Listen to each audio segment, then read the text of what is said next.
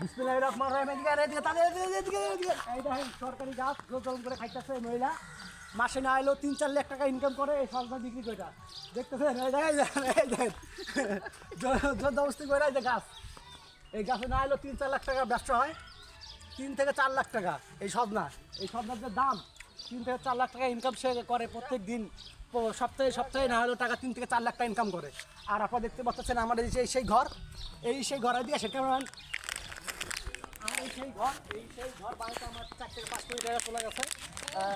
দেখতে পাচ্ছেন যে ঘরে আমার ঘরে দেখেন, দেখতে পাচ্ছেন এই পাশে ফাটা আছে, এই পাশে ফাটা। এই দেখেন দরজা, এই দরজাটাই আমার কিন্তু 3 থেকে 4 লাখ টাকা লাগছে দরজাটা বানাইতে। এই দরজাটা বানাইতে আমার 3 থেকে 4 লাখ টাকা গেছে। এদিকে এই যে দেখতে পাচ্ছেন, এই যে এটা তো কোরিয়ান না ভাইয়া? হ্যাঁ, এটা কোরিয়ান আর কি।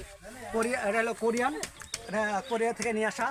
আর এই যে ছাদটা দেখতে পাচ্ছেন, এটা কিন্তু থাইল্যান্ড থেকে নিয়ে আসা।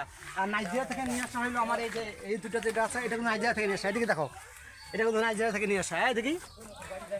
আর এই যে আমি এটা দিয়ে আমি লোক ডাকি, হ্যালো চেক, হ্যালো।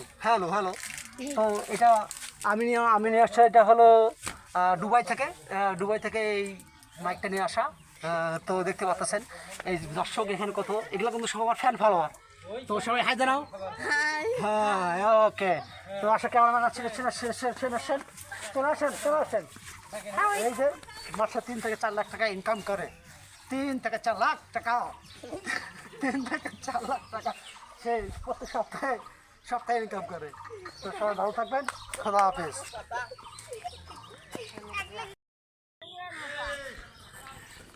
এই যে আপনারা দেখতে পাচ্ছেন, এইটা আমার ঘর। এইদিকে নিয়ে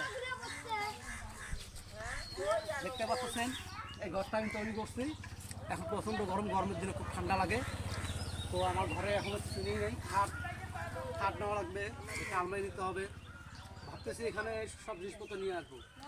এবং আমার ঘরটা দেখতে অনেক সুন্দর, তাই না ক্যামেরাম্যান? হ্যাঁ। তো এই ঘরটা বানাইতে আমার না হলেও 4 থেকে 5 কোটি টাকা গেছে। তো আরও 2 কোটি টাকা খরচ করবো। তো খরচ করে দেখা যাক কী হয়। আপনার সাথে থাকুন, আমি আবারও আসবো। তো সবাই ভালো থাকুন, খোদা হাফেজ।